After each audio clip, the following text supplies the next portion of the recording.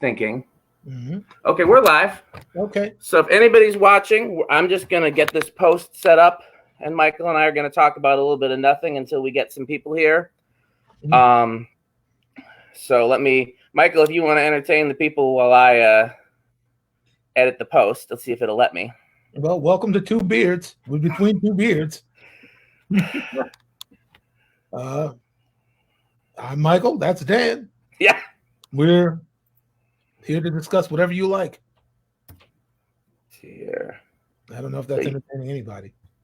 Yesterday, it let me tag, and now it's not letting me do it. I'm wondering what the difference is.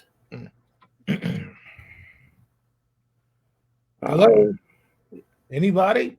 Yeah, there's 18 people there. I'm just, How can I tell? There's people in the comments here. Can you see the comments? Or are they only on my side? Let me see. So. Chat with host and other guests. I don't see any. Oh, live comments. All right. Yeah. There we go. Melody Rowan. Nia Newman, she's watching. Oh, good for her. Let's see. I'm gonna put this on the screen so that we're just BSing until 7:05 so people won't think that we're yeah. I'm still what I'm trying to figure out, I was able to do it during our test run yesterday, is how I can tag our accounts in the post. I figured out how to do it the other day, and now it's not letting me because I want to make sure that it streams to all of the accounts. And did you share it from both of yours? I shared it from one for sure. Okay, well, I mean, you certainly don't have to share it from both if you don't want to, but I was going to tag both, and for some reason, it's not letting me now. Well, I tagged the busy one. Oh, hi, Jessie Sprigg. How are you, girl? California Slim wanted to check in. So, yeah, I don't know. I'll have to ask the. I'm not going to worry. Not going to worry about it now. No, I'll just now that I'm seeing some of my people popping up. Yeah, it's You know Vincent Chambers? Oh, of course. Okay. Vincent Chambers is a bass player from Milwaukee who always dances when he plays. Like I've never seen anybody dance as much playing the bass, and that includes the time and everything else with their the choreographed. He is the dancingest bass player you will ever see. Right on. You ever seen Cameo? Oh, yes. Oh, of course. The Aaron Mills, man, that dude. He's the hardest dancing bass player playing with the crown on. Just I'm gonna try editing this post one more time. Okay. And if this doesn't work, then I'm Ron. Hello, man. How do I? I just learned you. Okay, you learned the Dimes of Pearl, Dimes of Pearl spell. Okay, you can teach it to me, man. It's been so long, I forgot.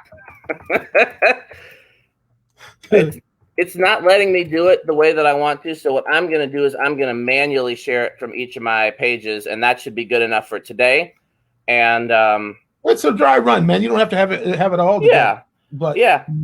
It worked during the trial, but let's make sure. Let's share it. You want me to try to share it on my other page? Is that what you try? No, I'm going to do it on mine. So and you got your busy one, so it's completely up to you. I've just been telling everyone that they could see it from any of my Facebooks. Like if you go to my Instagram page, I said just search my name and do it from any page. So I'm going to make sure I share it to all the pages. But the software told me that I could do it this way, and the software. And it worked during the test run, but now so it's on. Sure. I just have to log out from this Facebook. Love Aaron Mills. Vincent Chambers just said, "Yeah, okay, man. I gotta see you play, Vincent. I gotta see what you're up to, man." I'm gonna tell you about Vincent. He might not always play the song like the record, but the vibe is gonna be there, and he's gonna put on a great show. Hey, that's all I need. I don't know. I've heard you yell at many a musician when they don't play it like the record, including me. So Yeah, but as long as they play in a way in which I know that they at least heard it, like don't be playing no whole tones. You're supposed to be playing 16ths, like all that. Like give me as long as there's some not friction but traction. Got to be traction, man. I don't know if you saw Michael B. Hicks just joined. Brethren, watch your thing today, man. That don't move. I watched it, man. I was into that. Michael B. Hicks, you're speaking to me, man. You're speaking to my spirit. We got to get him on here one of these days. He'd be a great person to talk to, I think. Laura F. Bennett. God bless you, Laura. How you doing? So, okay. If you shared it to your page and I shared it to both of mine, let's see how much time do we have left. We got another 5 minutes to BS until we officially start talking. So, Todd says that Vincent's a hell of a bass player. Mm-hmm. Yeah, we got a what's up, Z? We got a lot of people in the comments already. Yeah, I love you back, Laura. Charles Hayes just popped in. What? Love Charles Hayes. My cousin Julie, who used to come with me to bunkers every time when I'd come see you in like the mid 2000s. My cousin Julie lived in St. Paul, and I would usually crash at her house when I'd be doing gigs in Minneapolis, and she'd come and every time I'd come see you at bunkers, she would come with. Those are some great memories. Miho's here. God bless Miho. Miho Takayama. Her story is another one I'd love to share with the public. Her story's got to be fascinating. I've never heard it in full. She's too shy to share right here on us, like on this with us. Miho, if we can get Michael to go live, we can definitely get you to go live. Speaking of Japanese bass players, Taiki just joined. I don't know if you saw any of the clips I posted from that gospel session I did in Los Angeles at the end of the year. I didn't. But I'll have to send them to you because Eddie Brown on keys, I've told you about him before. It's Brent. So you know Brent. It's a Brent session. And the bass player is from Japan. His name is Taiki Tsuyama. I'm probably saying it wrong. But he was a freaking monster. Just absolutely. He's about to correct you if you were wrong. Was he right, Taiki? We'll see if he pops in. All right. Hey, he's in there already. He's saying, glad to see your face, man. Yeah. He's talking to you.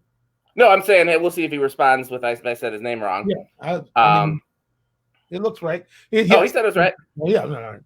So up Japanese people's names, man. I know. I've been very sensitive to Asian people's names since I've been married to a Korean. Yeah. Right. I know your wife had something to say to me. Huh? I said, I know your wife would have something to say to me. Well, I was just like, what is that name? That's Nagoyan? That's Nguyen. All right. I can get real ignorant and white mispronouncing stuff. I really need to do better. Yeah. So, we got 74 people watching so far. And like I said, we're just going to BS till about... We're not even on yet. Right. We're going to BS till about 7:05, and then we're going to start the official... And then what? Right, then we're going to BS some more. It's going to be the same. So... Taiki says sometimes people call him Tsunami. That's a good name. So,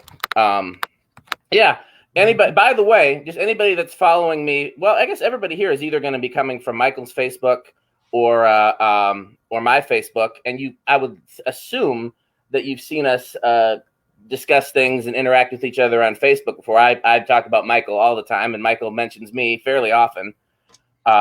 Well, you almost died. That's true too. That's true. We'll do an episode about that sooner or later. Dead, ain't you? I'm right here. That's what G Sharp called me on the phone after Jimmy Jam tried to assassinate me on Siri. Oh. He called me. I picked up the phone. I said, "Hello." He said, "You ain't dead, ain't you?" Yeah. I know it was just a slip of the tongue, but that was I would throw me in the casket with Blackwell. Hey, you get in there too. Not yet, Michael. No, not yet. Benjamin says, "Is this through OBS? The lower third is dope." I don't know what the lower third is, but the software I'm using is StreamYard. I think somebody else asked that earlier, and I can't remember if I answered them or not. Was that? I think it was Z, maybe. So we're on here looking all high tech. Is that what I'm to understand? Oh yeah, it was Z that asked. I mean, I thought this was I've seen other people do stuff like this, and it wasn't nearly this. It wasn't. Theirs was much more high tech than this. So I was feeling like But if people are impressed, great. I did just out of pure caution, I upgraded to the paid version before we started. So that was probably smart. Yeah, just to, it's Mm-hmm. So what do we got? Oh, it's 7:05. Okay, So let me take this. Let me figure out if there's a way to take this comment down that I put up to say that we were going to start at 7:05. There we go. So we're in. Welcome, Michael Bland, to your first Facebook Live, and this is pretty much my first time doing a live like this. I've gone live playing before, but never anyone having a discussion, and so I'm real excited. I hope we get a lot of traction here and a lot of people interested in what we're talking about. You want to tell them about, for the people that know me but not you, do you want to tell them about you, or should I? Most people on Facebook, if they already know about it, they know more about me than they probably care to. So if anybody's just joining and doesn't know, Michael Bland has been mentioned by many music publications as the best drummer in the world. No. And he's my favorite drummer, and he's also one of my favorite people. When we became friends, I found out that him and I had a lot in common in terms of other things that we were passionate about. And he's one of the only people that I really feel like I can discuss just about anything with. So I really was looking forward to discussing some of this stuff with him. You know, and hopefully we'll be able to talk about a lot of things for a long time, you know. So or you can burn it all down tonight. So you want to tell your people about me, or do you think they'd probably know that already too? What is there to say about the incomparable Dan Spiffy Neuman out of Madison, Wisconsin? Accomplished musician, loved by many, hated by many. Yep. You like to push buttons, and so do I. And you know, I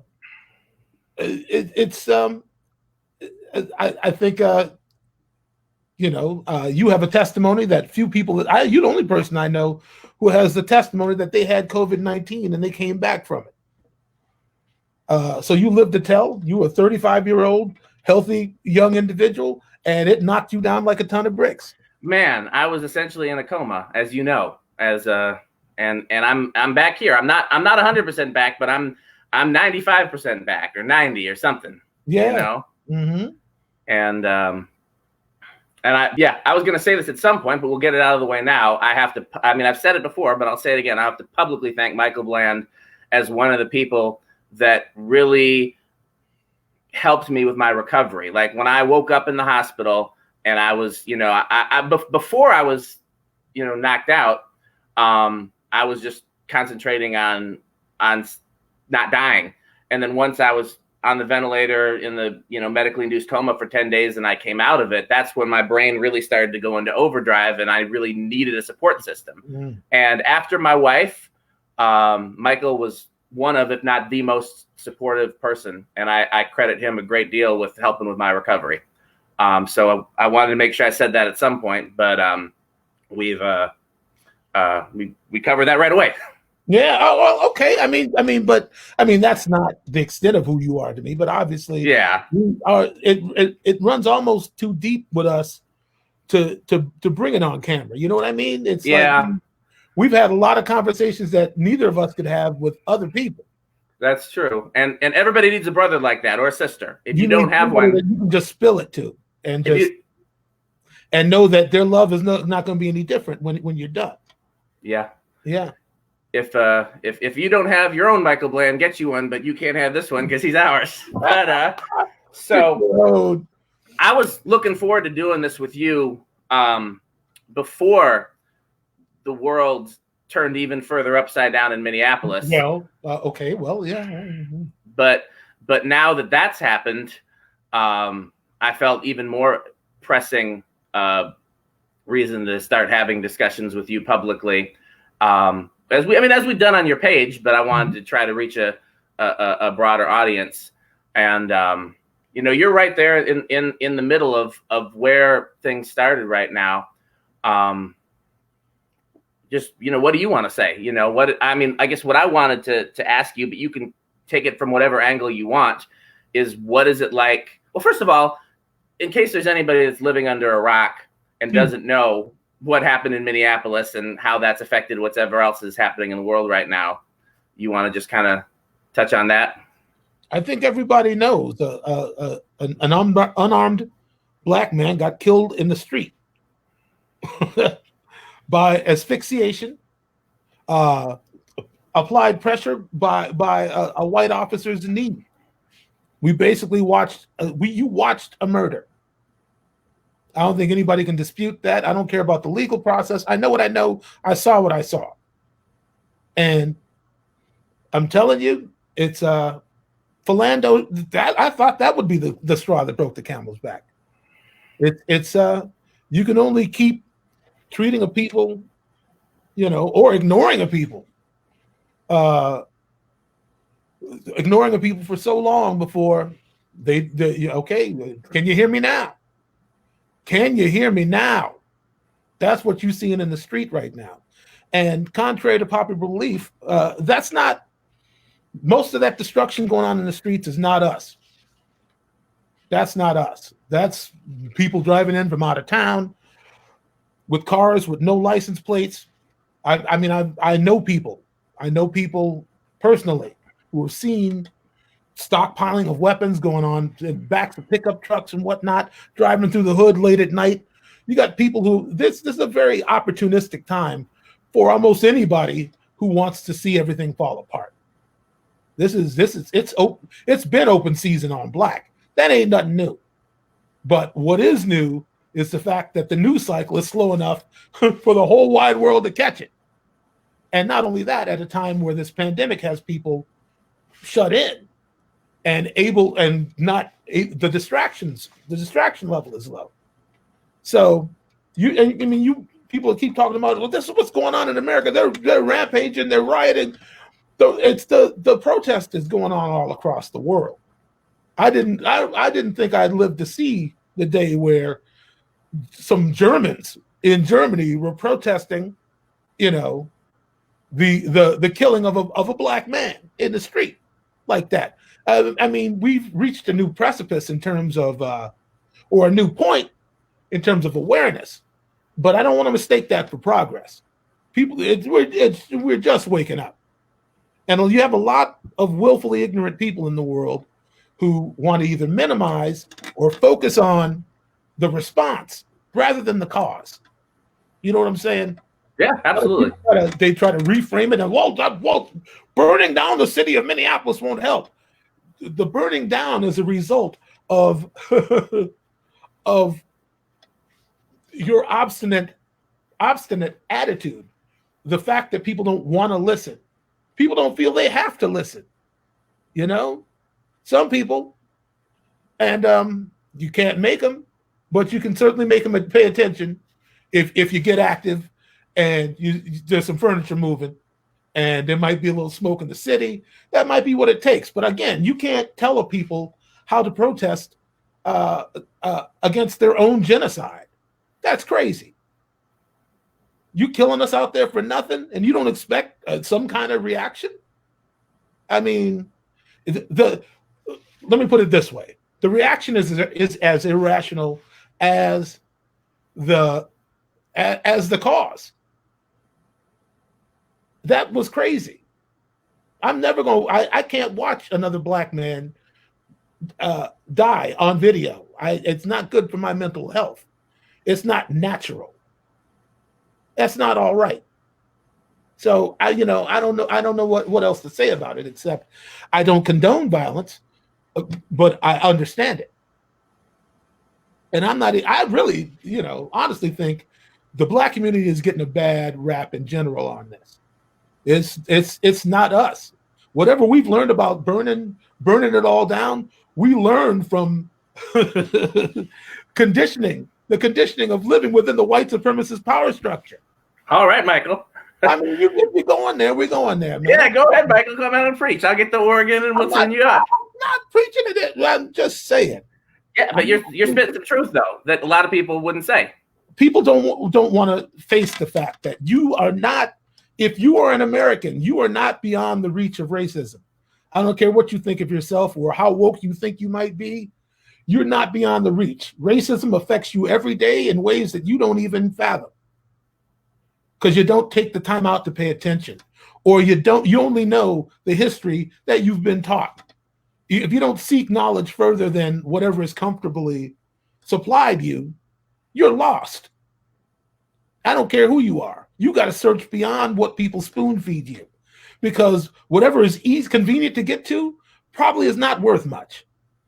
And that's what you see in I mean, I could go on a complete different. We got time, Michael. Go ahead and then we'll circle back. Just everything, cell phones, fast food. You pay a price in the United States of America. You pay a price throughout the world for convenience. Every time you give in to something that's easier to get to, the quality of your life is seeping out, and that's just the reality of it. I mean, when you eat a Big Mac, you're not eating food. You eating. I mean, I don't know what it is, but it's covered in what they call beef juice. So, and listen, word up. I've had my share of Big Macs. I'm not trying to front. I love McDonald's if there's no other solution, but it's not a good idea. And it took me 51 years on this planet to get to be able to realize that and sit in it and say, you know what? When I put the wrong thing in my body, I'm going along with the program. I'm killing myself. It takes a long time to get really, to get your mental faculties in order and realize that none of these places, none of these, businesses, they don't care about you. They don't care what happens to you. I mean, as far as I understand, the Food and Drug Administration, one of the main things they started out doing was testing chemicals and things that were not necessarily foods to see whether or not a person could live after they ate it. You know what I mean? Like additives and whatnot, bleach, what have you. It's more about, okay, well, how can we avoid a lawsuit? How can we make this cheaply? And how can we avoid being sued? But the reality is that a lot of the things we complain about or we suffer from are hiding in plain sight. We're complicit. Nobody, I mean, what it's going to do to you, but you go along with it anyway. Wi-Fi all over the house. I don't know what Wi-Fi is doing to my body. I got no idea. Microwaves and whatnot. They said Dr. Sebi was crazy. Okay, end of rant. I was gonna say, don't get me started on Dr. Sebi, because I've gotten into a few fights with people over him and his fraud cases. But I want to circle. I brought Dr. Sebi in. I'm sorry, Dr. Sebi. I want to circle back to something you said, and then circle back even further to where we were supposed to be. Wait a minute. People are talking to us while we're talking. Oh, they are. I've been putting some of the comments on the screen. My friend Adam, who is a chef and also a great guitar player, said technically McDonald's is meat glue. And I put that on the screen, and I put on the screen that by the way, we're still in the middle of talking about George Floyd and everything. Right? We just got off on a tangent here, so don't think this isn't, that's one great thing about Michael and I is you never know where it's going to go. But yeah, I've been putting the comments, our thoughts to stay focused. Yeah, I've been putting some of the comments on the screen. And there's my cousin Julie. There's no way to hit every single comment. They go too fast. How many people are we talking to now? We got 113 people watching, and we got nobody was gonna watch, man. I said it would be a small number. Some of these guys with their live streams have thousands and tens of thousands, and if we keep doing it, we'll probably get there. All right. But Brian B-Dub White is on here. I don't know if you remember him, bass player from Los Angeles. Theoretical member of the Heavies. Okay. Well, what up? Hey, fam. And Russ King. I see you, Russ. King Russ. Russ King. My father-in-law is on here too. Let me take my cousin's thing off there. My wife said something. What did she say? Oh, she's got a question. Okay, well we can touch that or not. It's another tangent. She said, how do you think Floyd's killing and the protests will impact public perception of Colin Kaepernick in the NFL? That's totally up to you if you want to touch that. Well, up until now, I believe white America has made up its mind about Colin Kaepernick. Like, I'm not really even. The first time I even put the two together in my head was when I saw a meme of George Floyd and with that cop's knee on his neck, side to side. Oh, yeah, I know. On his knee, you know. And I was like, oh, wow. Okay. I mean, symbolism. Yeah. I mean, I don't know if I've brought it that far along just yet. I mean, I'm Black in America, so I'm conditioned for things to not work out. I'm just used to it. I mean, I don't want to be a pessimist, but, you know, I'm cautiously optimistic about the situation with George Floyd, only because the other three are still running free. Yeah. Like, it's been long enough. You got enough evidence. Why? Come on, man. Suspicion of murder is enough to haul him in. It ain't even a suspicion at this point. It's fact. Here's another tangent, and it's amazing. We barely made it to our first point, and we're off on so many tangents, but that's why I said this might be 2 hours, and that's why I said it was going to be really good. No, dude, I'm tapping out at 8 o'clock. The dinner is on the stove right now. So do you think, and again, this is jumping way ahead, do you think that the Minnesota prosecutors, and they called in the feds, right? They're federal prosecutors too now, right? Or is it just the Minnesota prosecutors? Last thing I heard was that Keith Ellison was in charge. Okay. So do you think with them only charging murder 3 and with them releasing a very favorable to the defense medical examiner's report, do you think they're being overly cautious because they know the defense will use all of this stuff anyways and they'll just get it out in the open? Or do you think they're setting him up to be acquitted? Somebody was telling me it's just hard to get a cop. It's just hard to get him. You, like, every I's got to be dotted, every T's got to be crossed. You got to have business in order, and it's got to be beyond any shadow of a doubt. Like, if you're going to get a cop, it's got to roll like clockwork. Like, no inefficiencies, no gray areas, none of that. You're going to get one of them. So that's, you know, how I'm looking at it right now. And the fact that somebody I want to have as a guest on this show. Should we continue? I hope we continue. That you already decided you want to do this again next week? It's going well so far. All right. Well, they were going to try to run an entirely different scenario across, like run a different headline, basically saying that, you know, like changing the headline to something along the lines of like unarmed Black man dies while in custody of officers from a medical malady or something like that. Like, they were going to try to run a completely different headline before the video broke. They were going to try to use the softest language possible. Mm-hmm. Like, they were planning on just letting it just go under the radar and just, there's another dead Black man. They're used to this. Until the footage came forward. They were planning on, like, laying way back. They weren't going to make a big stink about this. Oh, Charles says they did. They did, Charles, huh? All right. Charles said they tried to run it out there just to get everybody. No, see here. No, out there.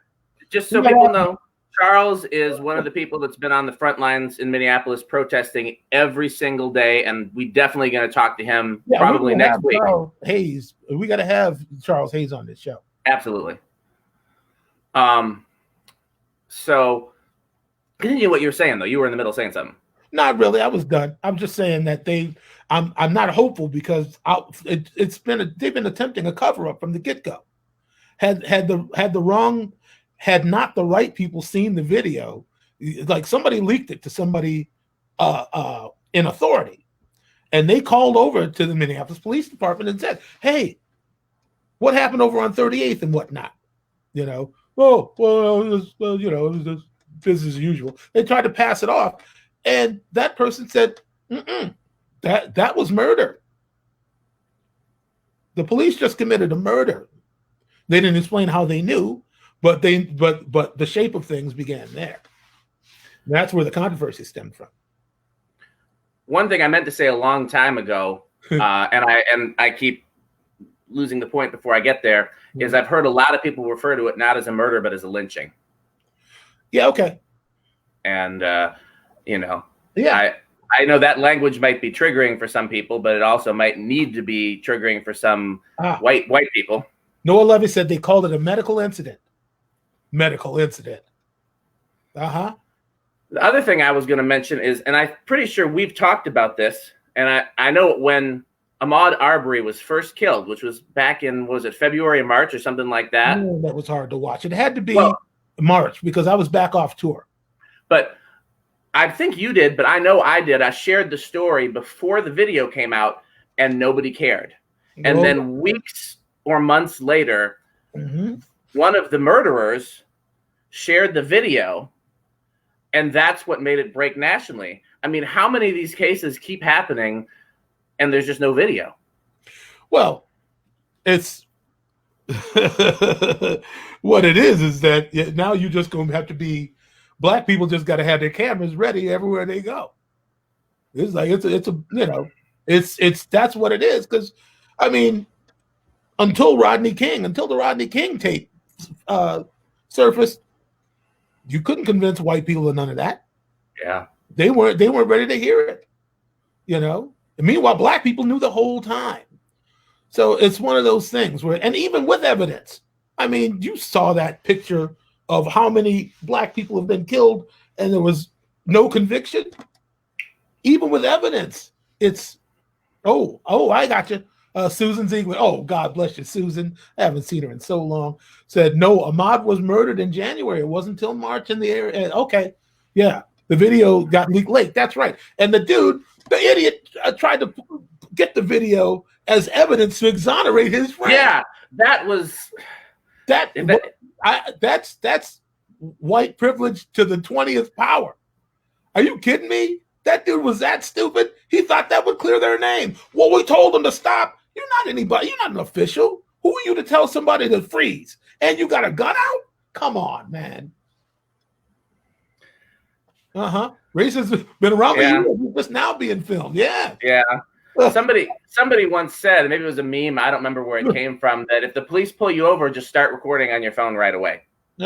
Basically, I know you saw that footage of that brother who was an FBI agent. Yeah. The cops came up hassling him. I was like, man, there it is. There's an investigation for something that's on video. Yeah. What are they going to investigate? Well, didn't you said something to me earlier, and you said it publicly, otherwise I wouldn't bring it up. You said that there's something with these cops that's going deeper than just the murder or the lynching. Yeah, I don't know if I'm ready to get into all that. Okay, we'll save that. I know you got some inside sources and stuff, and maybe some things you can't say publicly. I don't want to speak out of turn. Gotcha. I mean, because that requires like proof and evidence and whatnot. And I'm here to speak my mind. I'm not really here to count, to count beans. And I'm not even here necessarily to cast judgment. I'm just upset. So, yeah. So that not you, but me. Yeah, what's wrong with these people who? Oh, and then they looted my local Target. It was ripped to shreds, and man. So, kind of circling back to my first question, and if you don't want to answer this, that's fine. But my original question was, what's the climate like in Minneapolis right now as a black man? My tangential question is, have you ever had any experiences with the Minneapolis police that you feel comfortable sharing? No, because fortunately, I don't have a driver's license. Because otherwise, I mean, late at night, driving home from bunkers and whatnot. I mean, me and Icky James got pulled over a couple of times, but I think that was mostly during the day. Icky James, my drum tech, my confidant, my henchman, my friend Icky James is he has friends who are police officers, so he knows how to speak to them. He knows what his rights are, you know. So I never felt in a situation that was escalatory. Except one time they pulled us over on 169, and James was talking to the cop, and another one was coming up on the passenger side. I didn't see it. He was looking in the rearview mirror, and I wasn't. And he was talking to the cop. He said, "Well, basically what happened to hey, tell your partner to calm down, man." Oh no, no. I don't want to hear that. This is a shoot to kill state. Tell your partner to stand down. That dude ain't got nothing to do with it. Like he quickly, let them know he knows his rights. He knows what this is. So I mean, but any black man needs to know the law. Did you tell me a story sometime about something that happened at Bunkers or another nightclub or something like that, where they had to sneak you out the back or something like that because the police raided it or something like that? Am I pulling that out of thin air? Yeah, I think you turning me into some kind of folk hero, man. I didn't go that deep. I was saying, no, that time Icky James was messing with me, man. Okay. One of his cop friends came in. We were sitting back in the booth waiting for our money. And this cop came in. I'm looking for Michael Bland.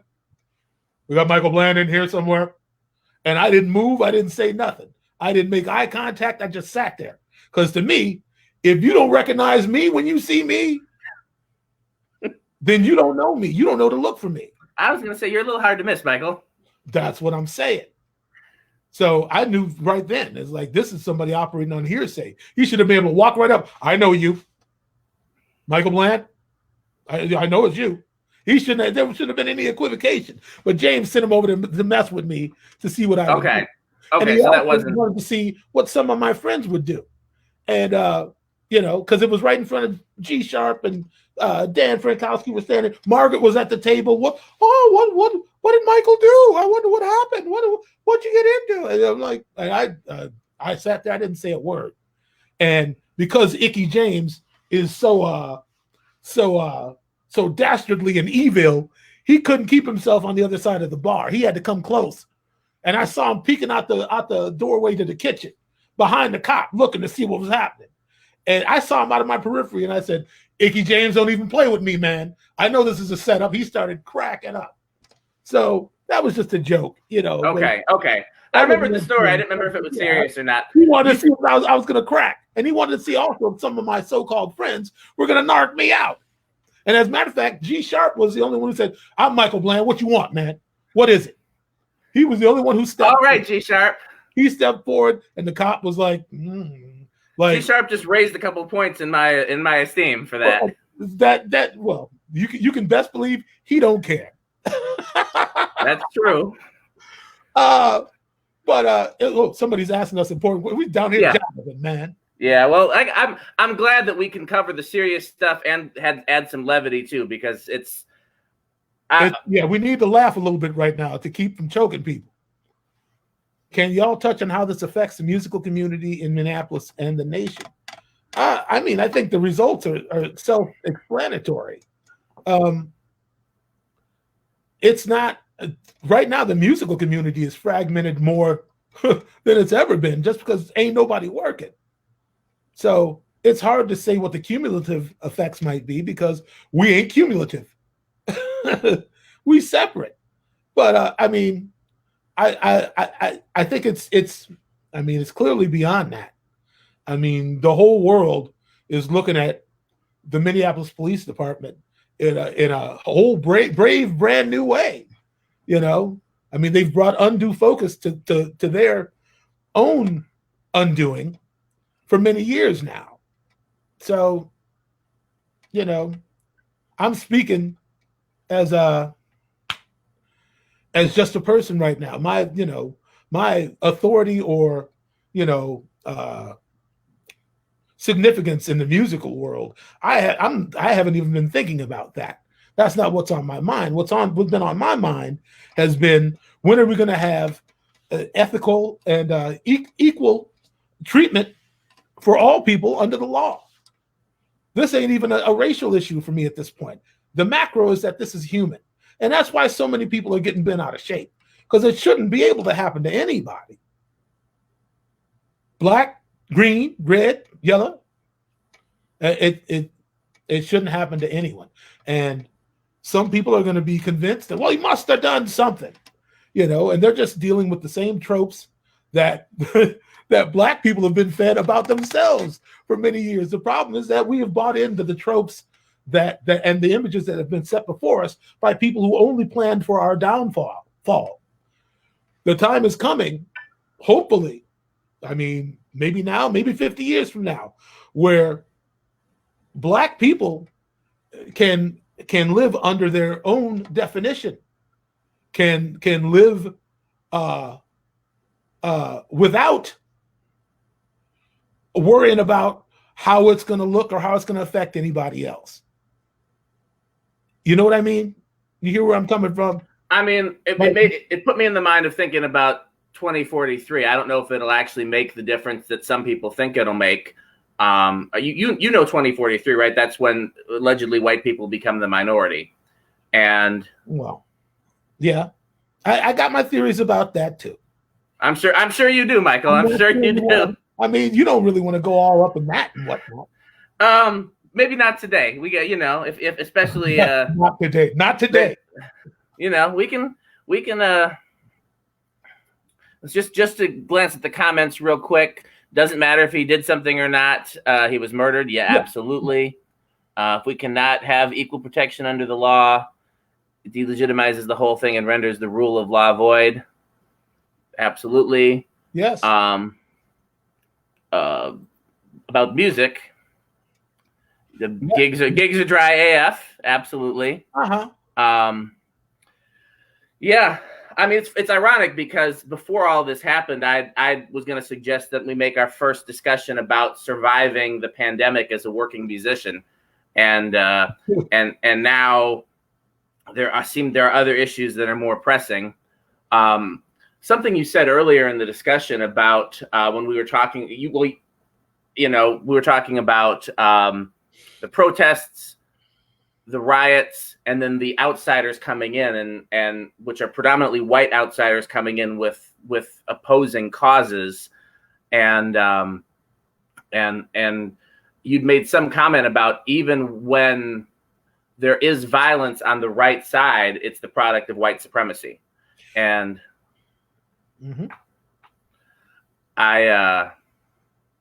what's that? Hopefully the time is coming. I don't understand that comment. Okay. But I can't see what you see. Oh, you can't see him when I don't put him on the screen? No, I don't see anything on the screen right now. What do you mean? Somebody said, Michael, when you said hopefully the time is coming, wear black. That was the one I didn't get. What I didn't say? I don't know. Clarify your comment if you can, Tasha, because I don't think I'm just saying how do I explain it? Oh, here we go. People won't have to constantly worry about what others think. Yeah, well, you go ahead. Is that what you were talking about? That's what she was talking about. She was okay. I mean, I'm not sure. I must not have been clear enough. I was just saying, hopefully that the time is coming where we don't have to live or set our limitations or our goals based on what white people or white America thinks. Yeah, Teddy Grant made the reference to code switching, which is something my wife and I talk about quite a bit. Her being a black professional and having to go into an office that's majority white, and I'm really skeptical of within my lifetime if there's going to come a point when we don't have that type of perception and stereotypes. But I mean, it would be wonderful. You mean to not have to do that? Yeah, I don't think it's coming in my lifetime, but you tell me what you think as a black man. I'm just an outsider looking in. What? Like if there's going to be a time where black people can speak to white people the same way they speak to each other? I think that's what some of the comments are getting at. I think is talking about code switching and what Tasha was talking about is not having So one things that my wife has talked to me about, and other people, Black people of color, etc., is you can't just go through the world not realizing that you're Black. There's constant reminders when you're around white people, when you're dealing with et cetera, et cetera. Whereas white people can just be happy and free and white and not have to think about how being white affects them. It's the core definition of white privilege. Yeah. And it's even yeah. Okay. Tasha says, Michael, I was trying to respond to your hope that the time is coming when Black people won't have to worry about every single action and that's basically the same thing we were saying. Yes. Okay. I got you, Tasha. I see you. I know you and I love you. So I think it feels being, yeah. Oh, yes. Icky James. I was wondering where you was at, bro. Yeah. I figured that was the James you were talking about in the stories. It seemed in character. Icky James is my heart, man, because he's a true warrior. And he and I have seen some things in our lifetime, man. And I appreciate the young lions out there, marching and making a ruckus, using what they can to make a statement. That's all anybody can do. But yeah, I mean, it's the fact that I think that the first time I realized that racism as a thing will most likely not be stamped out in my lifetime was when I met a nuclear physicist in France. His name was Ratan Data, and he was African, but he lived in Germany with his white wife, and he went around the world fixing nuclear reactors. He was just hanging out in the bar with Sonny and Herman Matthews, and no, not Matthews, Herman Johnson, Herman Jackson. I'm sorry. I was gonna say I know Herman Jackson. I went all the way around to all the Jackson, somebody's son, Herman Jackson and David Sanchez, brilliant musicians, brilliant people. Sonny, they were hanging out with this dude every night in the bar. And I was like, who is that guy you guys keep calling Big Brother? Oh, man, you should sit and talk to Big Brother, man, because, he's really – I thought he was just some dude they were getting drunk with. But I sat down with him one night, and they started talking about astrophysics and whatnot. And Sonny and this dude were talking like two scholars. I had no idea Sonny knew that much about astrophysics. But Sonny had studied. Sonny is that's a whole. So just since you went off on that tangent, tell the people that are watching who Sonny is that don't know, because we're gonna have to have Sonny on here one of these days. And Sonny he would be complicit. Sonny is the kind of dude who he's learned the value of silence in this lifetime, and I'm not sure about T. I mean, it's not that he doesn't know how to conduct himself in an interview. I mean, if people have seen that documentary on slave trade on the Prince, so Sonny is very articulate and has a lot to share, but he's fastidious about who he shares with and when, and that's just being an intelligent human. But what I wanted to say about this dude was that he talked to me about how he's 71 years old and he goes around the world fixing nuclear reactors. And he had never had an experience where they just looked at his credentials and let him in to go fix the thing. He was always put through the mill. They called the company. They asked for somebody else to come out and do the job. This is the man at the top of his field. He's 71 years old. And people are still asking him for his credentials and putting him through the ringer. And he's there to help them. He's there to prevent a meltdown. And for him to live that long, he was 71 at the time. I was probably 30. I wasn't even 30. I was probably 27, 28.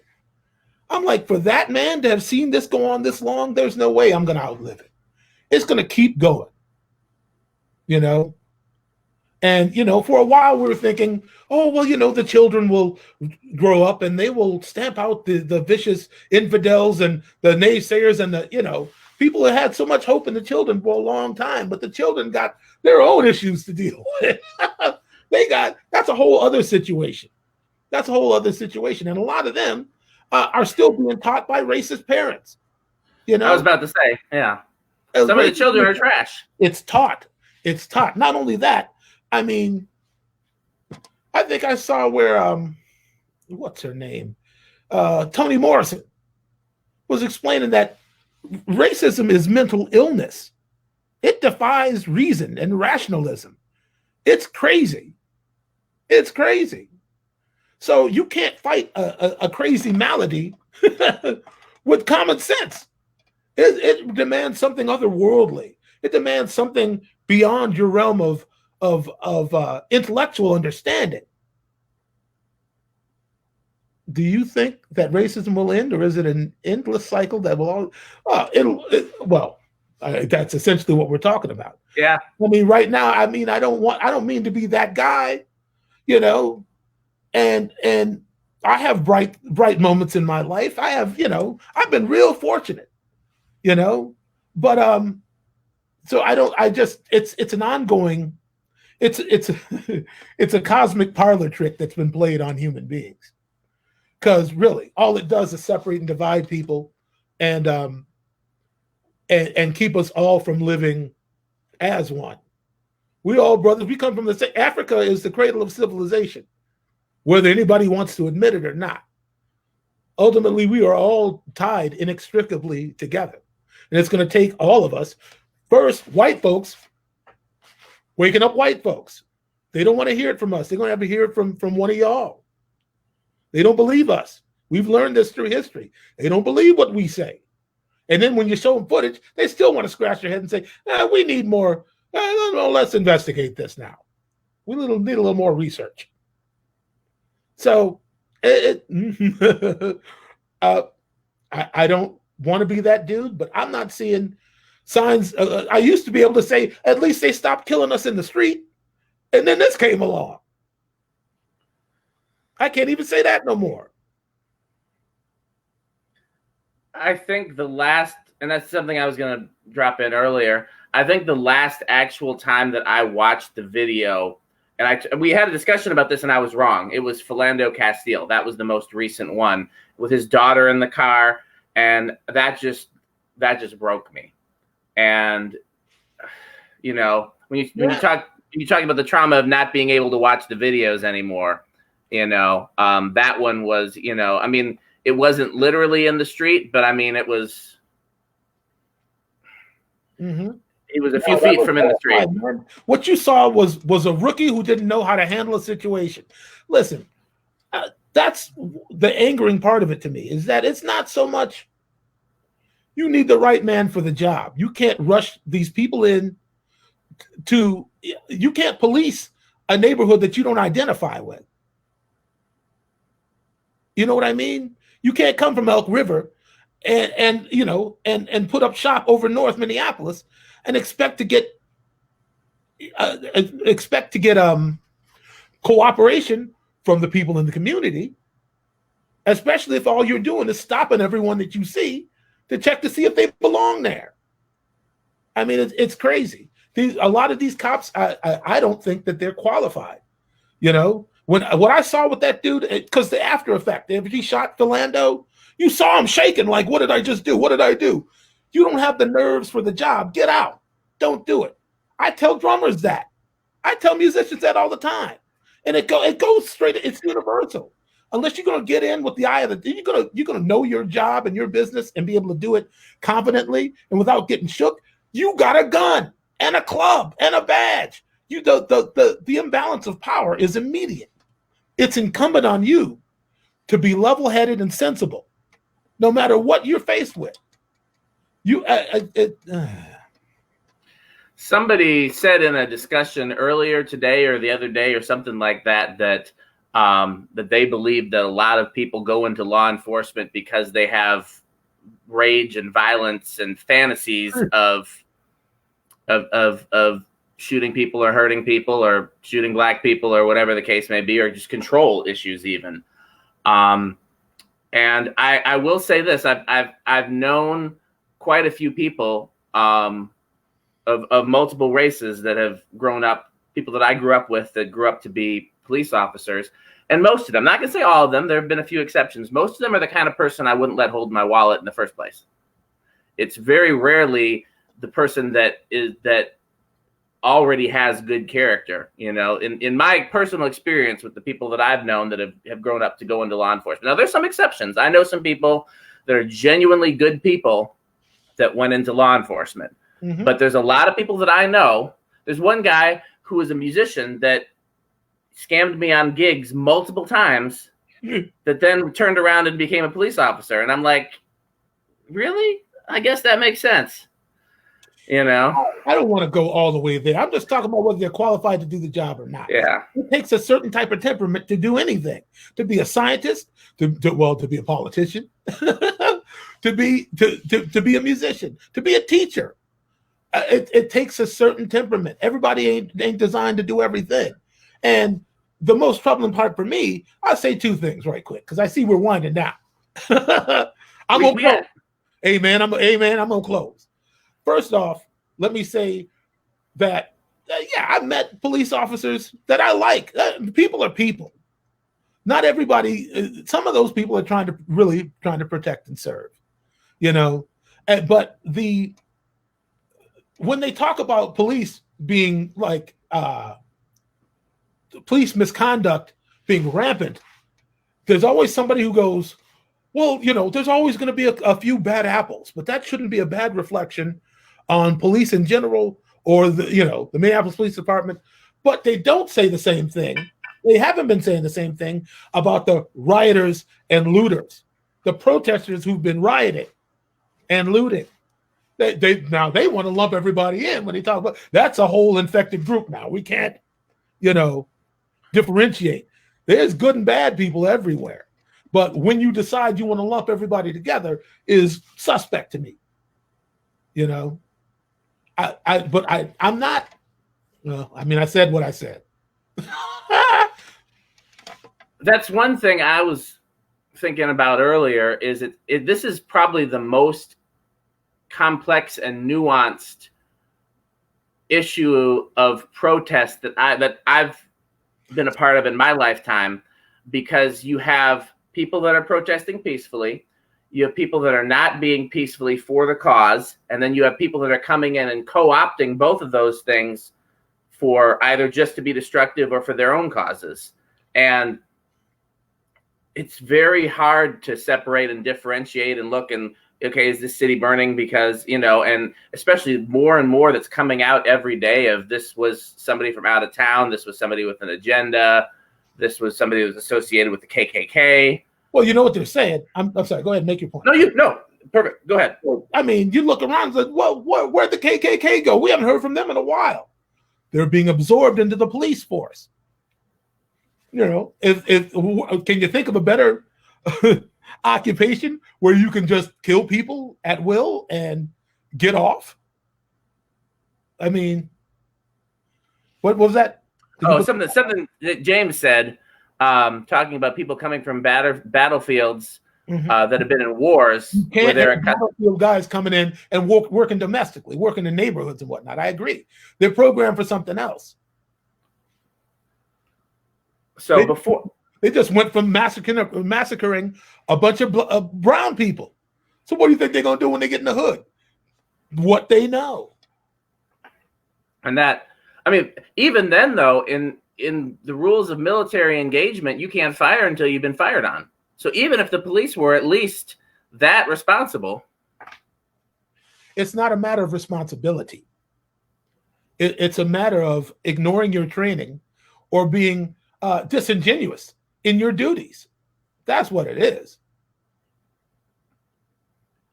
So before I forget, and we can certainly talk plenty more if you want to about this and Minneapolis and everything else, I wanted to make sure we didn't forget to talk about July 7th, because I know you've been talking. Yes. You want to tell them all about it? I'm sorry, I didn't mean to cut you off. You go right ahead. No. I think you might know a little bit more about it than even I do. I don't know if that's true. I learned about it from you, but then my wife found that Facebook group. So July 7th is the official blackout day. People that support these type of causes, Black Lives Matter and racial equality and everything like that, are not supposed to spend any money on July 7th. We're supposed to not put anything in the economy. That's right. And show our economic power, because that's the only thing some people respond to. I mean, it's unfortunate that we've come this far, and we got to go back to Rosa Parks getting off, refusing to give up her seat just to find some way to make another dent in the movement. I mean, that's what I'm saying, is that it's hard to chart things in terms of forward progress, because racism is what's the word I'm looking for? It's sneaky. It converts into other things. We don't have slavery, but we do have jail, penal system. We're still operating on free labor. It's just these things, they mutate, they change as the time goes on. They hide in plain sight, but they change their face a little bit. It's just, that's the institutionalized part of it. That's the part that a lot of people don't understand, is that racism is beyond, I don't like black people. Do you think that racists identify as bad people? They don't. They don't think of themselves as bad. They think of themselves as just another person. It's like racism has nothing to do with it's not nothing to do, but it's beyond this sort of basic idea that you have to be basically, and like an evil, you got to wear a swastika and whatnot, and have a furrowed brow. And I don't like black, I hate, this person, that person. It's not, that's what people look for when you start talking about racism. And that's the problem. It's the racism is institutionalized. It's in the system. It's in redlining. It's how cities are built. It's in economic disparity, or just the differentials that happen or that exist beyond people that seem to be just, well, that's just how it is. Nobody questions it who's not affected by it. You know what I mean? I know you know what I mean. Yeah. That's the hard part about waking people up to what racism is. Some of my best friends are black. Some of my best friends are white. But they understand that I can't step out the front door of my house in full power of who I am and think that know with confidence that I'm coming home at the end of the day. I don't know what's going to happen to me when I leave my house. Most people don't, but the likelihood of me getting stopped by the cops is a little bit higher than the average person. And it has nothing to do with me being, anything but black. Really. And that's you can't live in another person's shoes. But I find it impossible. I find it, incredible that some of these people on Facebook who are just, the rioting and the looting must stop. You can rebuild anything. But once a life is gone, it's gone forever. It's not the same thing. And if you're more focused on the destruction, and a lot of that is lip service from people who they're on about the rioting and destruction. It's in hoods they wouldn't even set foot in themselves. Absolutely. Stay out of it if you don't have anything constructive to say. We're centered on black trauma right now. That's what we're talking about. And if Germany can do it, you can do it. And it's 7:58. Dinner's ready. I can't be late. So, to shifting topics entirely, one of the things, and you and I have never actually had this conversation before, so this will be some new information for me. One of the things that's been a topic of a lot of musician podcasts and lives lately has been the controversy of endorsement deals. And, talking about, one guy even compared black musicians being endorsed by white-owned companies to slavery. I've Googled your name and seen you show up on a lot of drum company websites, but in the 15 years or so that I've known you, I've never seen you mention any endorsements. That ain't what I do. That ain't really what I don't go to NAMM. I don't do the song and dance. That ain't my thing, man. First off, I'm 51. Ain't nobody care about what I'm doing. The major players are all up there already. Let them take the hit. Let them go out and do the clinics and let them, do the song and dance. That ain't for me. I've earned my stripes. I'm sitting down now. So, I mean, I don't know that I can speak effectively on that because I say please and thank you to Vic, Firth, Yamaha, Zildjian, Remo. Much love over the years, But, I mean, I was sought by those companies. I didn't seek them. Mm-hmm. I'm not out there on the hustle. The Hagi from Yamaha, he waited until I was out of Prince's camp to get me a deal with Yamaha because he knew that I don't want to get all the way over there, but he felt that my potential as a musician was going to surpass where I had been. He was like, you're going to be a valuable asset to our company no matter where you go from here. We'll wait for you to get out of Prince's camp, where at the time, Prince wasn't letting nobody have endorsement. I couldn't have Yamaha on the kick drum. I couldn't, there was a time when Prince was like, no. I don't know who, probably Morris Hayes probably went, Prince, you're crazy. You know how many people want to give you free equipment? You should just, come on, man. Morris probably talked some sense into Prince. And then they, lowered the drawbridge and then he went with it. But when we were working for Prince, there were no brand names on stage. The first thing they did when they got a new keyboard was put black duct tape across the name, the manufacturer's name. I mean, they weren't paying us. Why do we need to, why would we need to advertise for them? I got that. I understood it. But I'm back to my point. God bless Hagi. He bided his time. I got out and he made sure that I was taken care of. He didn't have to do that, but so I don't know that I can speak to that because I made my bones in another time. You know what I mean? Yeah.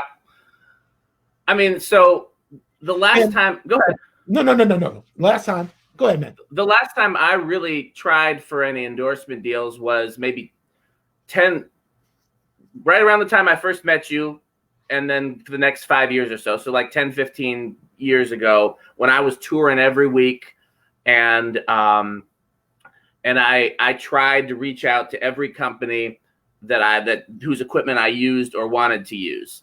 And I got some endorsement deals, but what I quickly realized was it wasn't the one that really would have been beneficial to me at the time was Fender. At the time I was playing Fender guitars and Fender amplifiers, and Fender wasn't checking for me. My few little tours and little television broadcasts and everything I was doing at the time wasn't enough to be on their radar screen. And everybody else, either they give me free stuff, but it wasn't what I wanted to play, or they'd give me the artist discount, but it would really be no cheaper than if I just went to the music store where I knew somebody and said, can you hook me up? And at the end of the day, it just ended up, I mean, again, to this day, if somebody comes up to me and says, hey, we want to, we see you play such and such and we want to put you on our website, go right ahead. But it doesn't really seem like it ever really benefited me in any tangible way. Okay. So, I mean, that's just my experience from, again, being, maybe 10 years after the time you were talking about it, leaving Prince's camp and, obviously not doing as high profile tours and things as you were doing, but, I had my run, I had my time in my life where I was reaching for that big gig and trying to, drawing straws and trying to, audition for, I auditioned for a lot of people, Macy Gray, Pink, I was never a resident in LA and I never had the patience to stay there long enough to really spin that over. But, what I really wanted the whole time fell in my lap with Soul Asylum, which is I'm a member. I get to have a say in what happens. If I don't want to do something, then we're going to talk about it. You know what I mean? Absolutely. I'm through being paid, a nominal fee to have somebody tell me when to come and when to go and what to do. I've been black a long time, and I did it when I needed to do it. I don't need to do that no more. It's funny. I was having that conversation with Eric. For those who don't know, Eric is the drummer at my church. He's just I love him to death. He's a phenomenal musician, and he's just great to have at the church. Maturity is way above most church drummers. Well, I just met him, and I when I met him, I loved him. But yeah. I was explaining to him, because you talked about on one of the podcasts that you did, I don't remember which one it was, you talked about that you had the opportunity to go on tour with, I think, John Mayer, Dixie Chicks, or become a member of Soul Asylum. And you were those the acts, or was it different? Well, that was a really strange time. A lot of gigs were coming my way, but I had already joined Soul Asylum. So I was in a steady cycle of saying no. The Dixie Chicks thing was completely impromptu. I didn't know them. They didn't know me. A friend of mine, his name is Chris Testa. He's an engineer from Boston or somewhere close, maybe Medford. Mutual friend through John Fields. And he was working with, I got to remember the producers, Jim Scott, I think it was. And the executive producer of that record was Rick Rubin, who came and went as he pleased. And Chad Smith from the Chili Peppers had played on all the tracks. So they were set up at Sunset Sound, but they wanted to do this thing for the Katrina. So the Katrina benefit that happened, like the televised thing that happened, that they shot in Culver City. And Chris Testa told the Dixie Chicks, why don't you call Michael Bland to do it? And they went, okay. And they sent me out there first class. I stayed at La Park. There was a chauffeured car. They gave me the full treatment, man. They really treated me like somebody. And I had a wonderful rapport with those people. But I walked in. They didn't tell me Mike Campbell and Ben Mott from the Heartbreakers were going to be on it. And Justin from Beck's group, the dude with the hair like Kramer playing the bass all. He was playing bass. Oh, man. I mean, it was an all. Then Robert Randolph walked in. Oh, wow. So I haven't heard that name in a minute. Man, I never dreamed in my life I would be in a room with that kind of company. You know, it was a rewarding experience all the way around. And they liked me so much they wanted me to go on the tour. And I said thank you, but no thank you. I have a prior obligation. I have a job right now, and I just can't. And they were very persistent.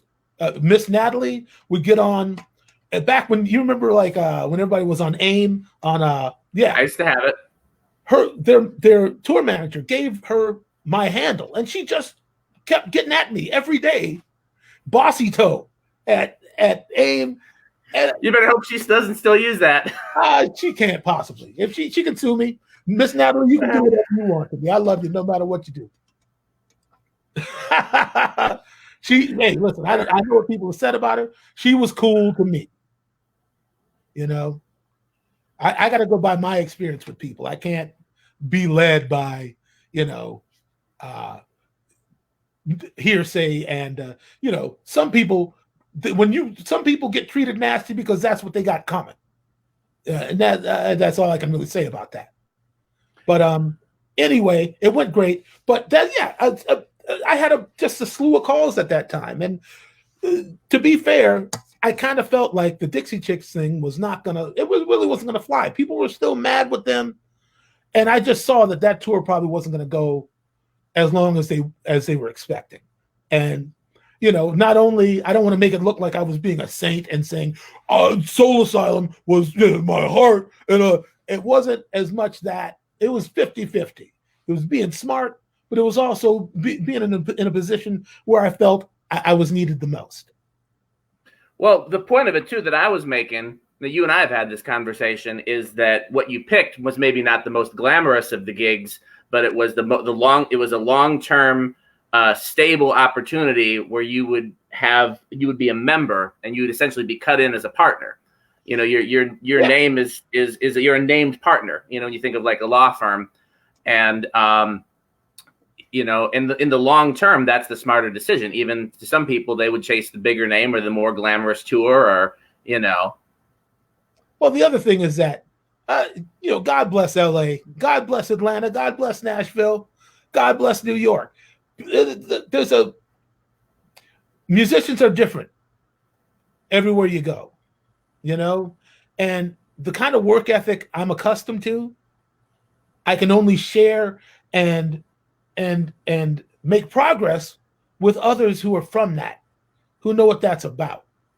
And I gotta say, some of my experiences in other cities with different musicians, it's not the same. The grind ain't the same. And I'm not saying that that they don't grind. It just what I relate to is we rehearse till we get it right. We don't rehearse until you got somewhere you need to be. Right. Why? I once heard somebody say that in Minnesota, there's nothing else to do but rehearse. That's right. I remember that was Terry Lewis, or who was it that said that? That somebody. Yeah. So before I get too far away. Yeah, before I get too far away from these comments, somebody asked, is it true that Steely Dan wanted you to join them? Oh, man. That's a funny story. Oh, Lord. They didn't want me to join, but they did want me to do a recording session. And this was right after I turned down Boz Scaggs. So, they had the same manager. So the same guy calls back and says, oh, well, hey, I understand, the whole situation with Boz, but a couple of my other clients would like to see if they can get you for a session. I said, who? And he said, Donald and Randy. Really? What they want with me?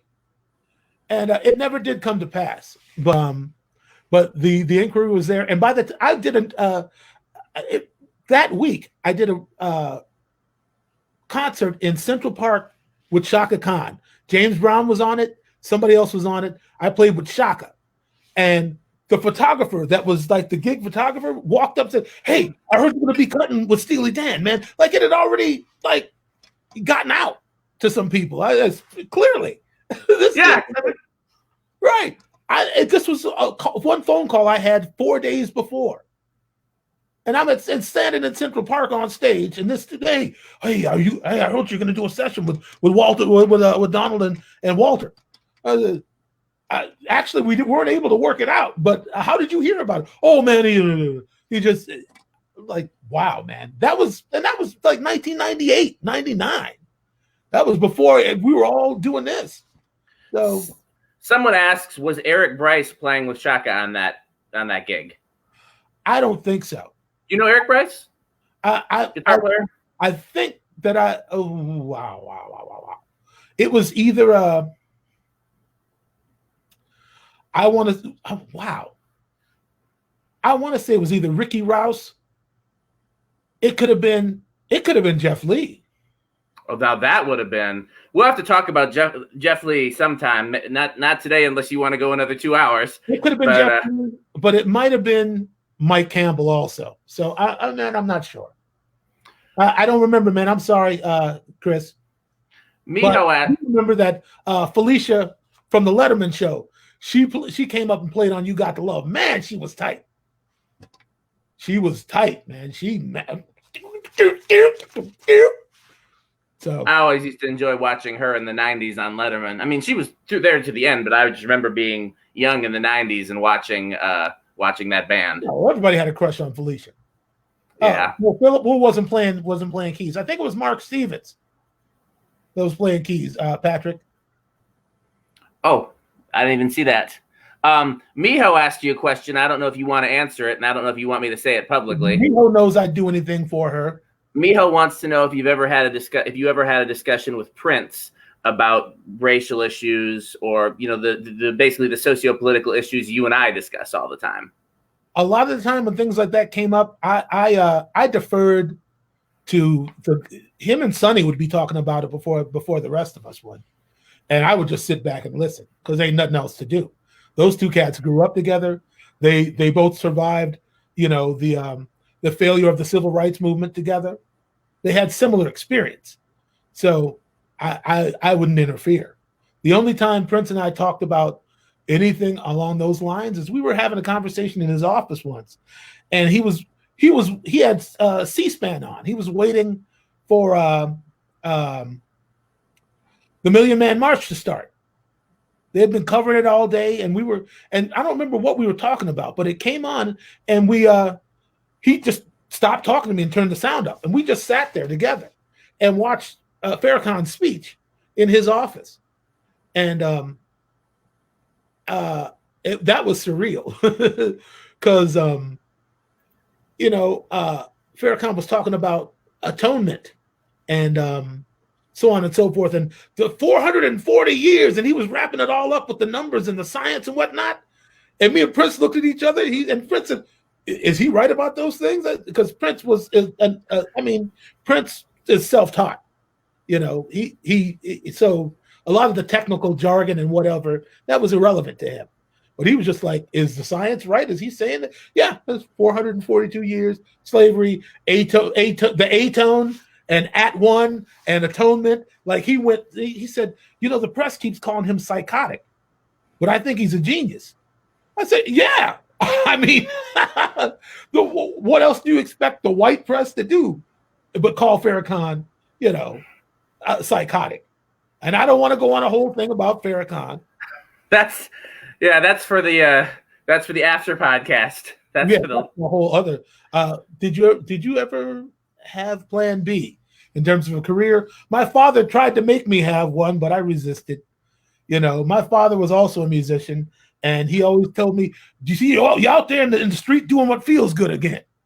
You need to fill your head with something that will feed you for the rest of your life. Being a musician is like being an athlete. You got a shelf life and then it's over. Be smart." That was my dad's mantra. He was an educator. He's one of the smartest people I ever knew in my whole life. But music is not something you choose. Music is something that chooses you. And that's why I tell people all the time to come up, how can I get my son motivated to take lessons? No, if he wants it, you won't be able to keep him from it. Yeah. So don't come at me about how do I encourage? Nah, this business ain't for everybody. It's rough.